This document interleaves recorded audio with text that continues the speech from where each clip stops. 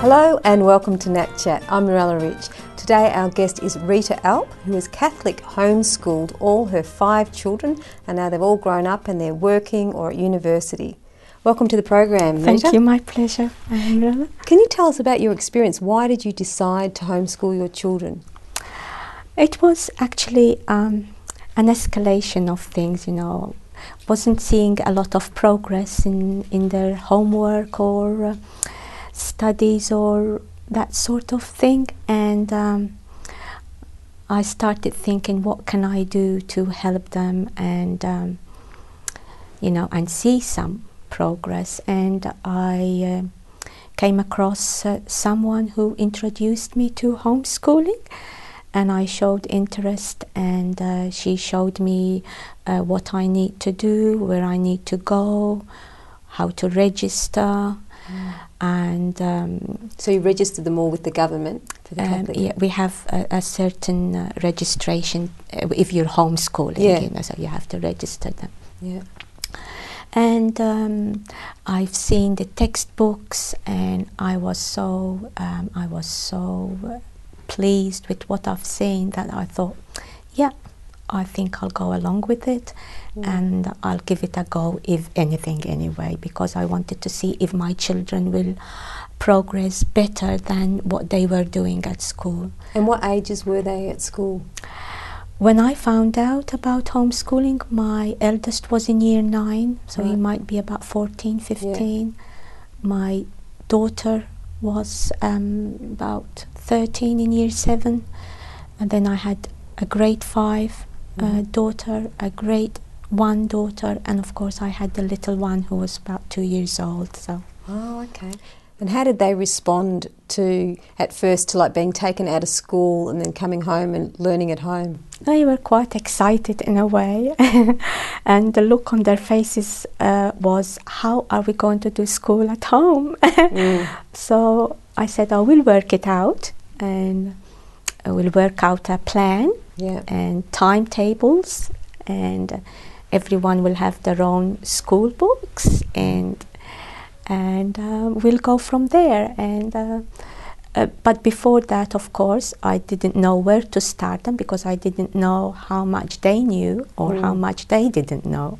So I had to ask for an independent examiner to examine the children, and then from there I know which stage do I start each and every individual child. Fantastic. And that worked very well. Then once I knew that, I just had to organize myself and organize the children and what we needed to do for their education. I'm there to help them, and it actually worked very well. What did you find after the examination came, the professional examiner to examine them to see what level they're at, and then what did you achieve after that? Well, when they were examined and they got the results, I was quite disappointed, because the level, the school level was very, very low. So whereas my son was in year 9, he was downgraded to grade 6. And my daughter, who was in year 7, she was downgraded to grade 5. And my daughter, who was in grade 5, she was down to grade 3. So my children were, I could see that, wow, all the money I spent for their education, this is the result I got. So I was kind of determined to get them above that, without pushing them hard or whatever, just working our normal day with no interruptions and distractions or whatever. And and my little grade 1, she was a bit lost at school. She wasn't copying on new concepts, and they were not correcting her. So that was quite sad for me. But anyway, I thought not all is lost. We'll start again. I told my children that, it's not their fault. We'll just give it a good go, see where we get to. And, we never looked back, really. We just went on year after year. Just kept persevering with it? Yeah. And did you find through teaching them yourself that their standards had increased and gotten higher, and and then did you get the examiner to come back again and check what level they're at now, or did you just do exams yourself? No, the examiner then, that was it. He will just assess the children, and then sort of it was up to me to see the progress. I must say, every day it was like I was so happy to see the progress. They understood what they needed to do in their textbooks, and of course I had the teacher's manual, so I could direct them as well as to what they need to do for the day and that sort of thing. And but my joy was at the end of the day when I correct their work and I see that they understood what was given to them, and they produced what they had to produce, and they finished their task. And then I had tests to do, so that I even reassure myself and the kids that I'll make sure they understood what they are studying or doing. And of course, when you see them that they're getting 98% or 97%, whereas before they were even failing, and that was just an uplift for me and for the kids too, the bright eyes and the smile on their face. Oh, I just got it, I got it. Yeah. Oh, that's beautiful. So, yeah. I mean, I guess in school it's like one teacher to like 30 or 23 to 30 children. Yes. The teacher probably can't get to every single child like one parent can to each child. Yes, yes. I made sure that at first I will be there alongside them. If they get stuck, I tell them, call me and I will help you and I'll explain. But the books are so good because they are so self-explanatory that sometimes they didn't need me at all. And, once they got the hang of that, then it was just becoming a little bit of plain sailing, in that regard. I had only got to watch that they understand the question that they were asked to answer, and then I will. Okay. Well, we'll go to a break, but we'll talk a bit more about that, of course. You're watching Nat Chat. Stay with us. We'll be back with more very shortly.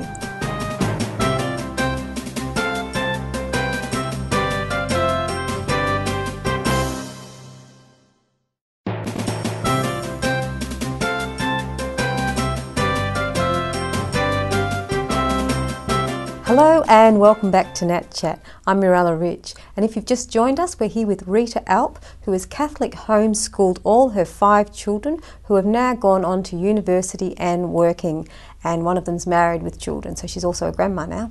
Welcome back to the program. Thank you. Now, can you tell us, how was it for the youngest one? Did you have to spend a lot of time with her, the one that was at grade 1 level? You know how you said it became self-explanatory to the children. Yes. Was it the same with the grade 1, because you had to learn to read and everything? Yeah, she copped on very quickly, and she started working on her own after a while. I just have to tell her, this is what it's expected of you, and all you need to do is work these sums. And they give them examples. So if they have 2 plus 2, for instance, they work it out for them and give them a few more. So she knew what to do when she comes to the next line and next line. Now, I must say, from day one, the children just produced what they were asked to produce, and it was I know she had a very, very tough time at school in learning new concepts, but with the book, showing her examples and showing her how to work them out, and then of course with me helping her out a little bit, then she basically wanted to just go on her own. And what about reading, for her reading and writing sentences? That came on, later on, because they start them on step by step. So maybe before they read, they learn the words, how to pronounce them, and then they make short sentences so that they can, read short sentences, and then from then longer sentences. So, and that was in the books. In the books, in the books. I have them in my teacher's manual. The children have them in their textbooks. mine would have answers as well, so that if they need to know how to work something, I have a working situation that I can, give them the steps on how to work it out if they get stuck in it. So where you got your books, they also gave you a teacher's manual as well as all the books for all the children at all the different levels. I'll have to order it myself, of course, and I pay for all the books, but I thought for myself to be even easier to help my children, I get the teacher's manual. And then if someone has a problem and they can't work it out, I go first. Sometimes I could work it out with them as without the teacher's book, because it's, for us grown up, sometimes things are easy. But no, they worked very well, and I must give credit to all of them, first of all, because they worked so hard, but mainly to my eldest too, because they were so, from year 9 to year 6 and from year 7 to year 5, they had to work 2 maths books in 1 year, and the maths books are that thick. And there is about over 100 lessons with 30 problems each day, plus homework. But they wanted to do it because they realized their standard was not as the one expected, so they wanted to reach that standard, and then they go down to the book per year like we had. But they worked very, very hard, and it was amazing. And when they were at school, were the other children at the same level as them at school, or were they below the other children, or were they all around the same? Well, I have no idea, because they don't tell you. I know that my son, for instance, used to have A, and then when I asked him questions, he couldn't answer me. So then I thought, this does not add up, So I got quite concerned. But he, above all of them, I thought he didn't like maths, but he worked marvelously well, considering that. That's interesting. He did. So when he got into the position at home to do his maths, he actually grew to really like it, got passionate about it. So to split up the 2 books, they might start with one lesson in the morning when they're fresh and their mind is more concentrating on the thing, and then maybe one as we go back in the afternoon. They start on the other lesson of maths, so that they had to cover 2 lessons of maths from 1 grade 6, for instance, and 1 year 7, so that they will get up into the. And how did you structure their days? Like how much time was given, to say, for English, maths, and the subjects you did each day? I gave all lessons 45 minutes, and then if they couldn't finish the lesson in 45 minutes because, say, it was intense or something, needed a lot more thought or something, then I'll say leave it and we do it after school, like homework, and finish it up for homework. But it was like 45 minutes. For each subject, so you do maths 45 minutes, and you do English, then you do reading, spelling, writing, handwriting. Essays, I was very much on handwriting. I had to read their handwriting, so handwriting was very important as well. And even James had to do it, even my eldest, even though he was in year 9, he had to start writing nicely. Because were they using the computer a lot as well? No computer. Oh, you didn't use the computer at all? Wow. Not for school. It was all brains. No calculators. Good, gee. Yeah. So they didn't complain. They didn't complain. We were all working away. And what were the hours, the school hours you did at home?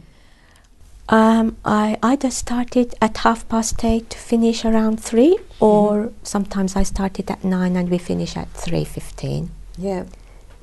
So similar to the school time, yes, but they would have got a lot more. Yes. Lot more quality time of studying if it was just one to one. Yes. Wow. And there were less distractions, because obviously, I say, well, you don't want to leave it for later because it will end up as homework, and and you have to spend time in your free time. You want your free time. You finish all your lessons, and most of the time, all the lessons were finished. And was it difficult to get their attention to to focus on the work like that because they had each other and they thought, oh, they're at home, maybe we can relax a bit? Was there any of that going on? No, because I really stressed the fact before we started.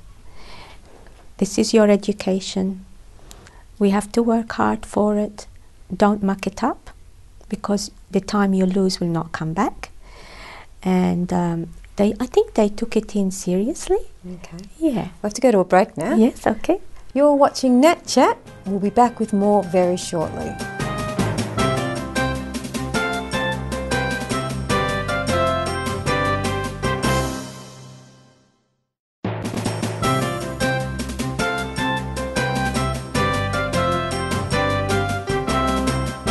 Hello and welcome to Nat Chat. I'm Mirella Rich. If you've just joined us, we're here with Rita Alp, who was a Catholic homeschool mum. She homeschooled 5 of her children who have now gone on to work and also study in university and have children and everything. She's a grandma now, and she's giving us the wealth of her experience. Welcome back to the program. Thank you, Mirella. Thank you. So, did you have like a school set up at home? Like, did everyone work in the same room? Were they all in the lounge room, or did you set up tables and? No, when we first started, I used the dining table so that they will be all close together, and if they need help, I am there to assist them. Yeah. But then when I found out that they understood what they need to do, then we had a rumpus room, a big rumpus room, and we had a desk, individual desks, and they were kind of spread a little bit so that they'll have like a little bit of privacy and that. And so they wanted to have their own little space. Yeah. And so, because I found out that when the little ones wanted some explanation, the older ones could get on with it, and they didn't like the little ones interrupting them. So I thought, well, we can work that one out anyway. Or when the older ones go in the rumpus, the little ones will stay in the family room with me. Okay, so you separate them a little bit. Yeah, not because they were naughty, but it was easier for me to explain, and I can speak a little louder and they can hear me. Yeah, well, that makes sense. Yeah. But other than that, then once everybody knew what they had to do, they'll all go to their own desks. And that's it. And there was another thing we talked about off camera, was about the preservation of innocence. Yes. Can you talk to us a little bit about that? And that was also one of your motivations. Yes, that was one of the biggest motivations to pull my children out of school, because they were coming home to say inappropriate things, and they were a bit lost. If I say, well, I don't think you ought to say that, or whatever, because it's not appropriate. They were a bit confused because they heard it at school and they thought it was acceptable and normal. Well, it wasn't normal in the home. So that really started playing on my mind. The only thing that I wanted is my children to remain children and enjoy their childhood to the full, because then there is a whole lifetime for them to grow up and be in the world. And you're only a child for 18 years, and that's it, or 21. And I want them to remember their childhood, their happy childhood, playing innocently. And I mean, they didn't watch any TV that had any aggressiveness in the thing. So that I'm afraid it was getting to me because of the magazines some children were bringing from home with inappropriate pictures and so on. And so what was that saying you said before? I don't know if it was from something you'd read. It was about preservation of the innocence. It was something to do with Jesus and the innocence. Well, because children. Jesus calls them, they are his. He holds them close to his heart because they make him so happy. Because innocent people can't hurt you. Yeah. Isn't that true though? When somebody is innocent, they're kind of happy. They have that jolly character in them. and yeah, and if they're filled with God's they love, feel God holds them close to His heart, and you know that sort of brought tears to my eyes. So I thought, I can't leave them. I can't leave them at that school. Yeah, I have to take. I have to take. I and have to do something. How did they cope with it? Not seeing all their school friends and the usual, friendships they had at school. How did they deal with that aspect? That didn't bother them a bit because, you know, then you have family. You have family outings. You have parties. You have picnics. Friends invite you over. They have got, say, similar children. So you invite them over. So they never really mentioned it because then we went on camps, RE days, and they That's meet religious education. Religious education. And that was you joined a Catholic homeschool group as well, didn't you?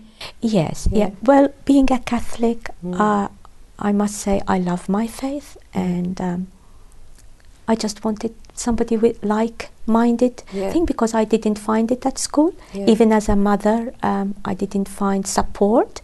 So that was kind of a relief for me that if I'm talking, they know what I'm talking about. Yeah.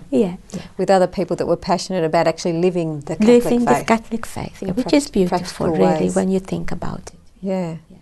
That's beautiful. Yeah. And now they've all grown up. They've all grown up. I don't know where the years have gone.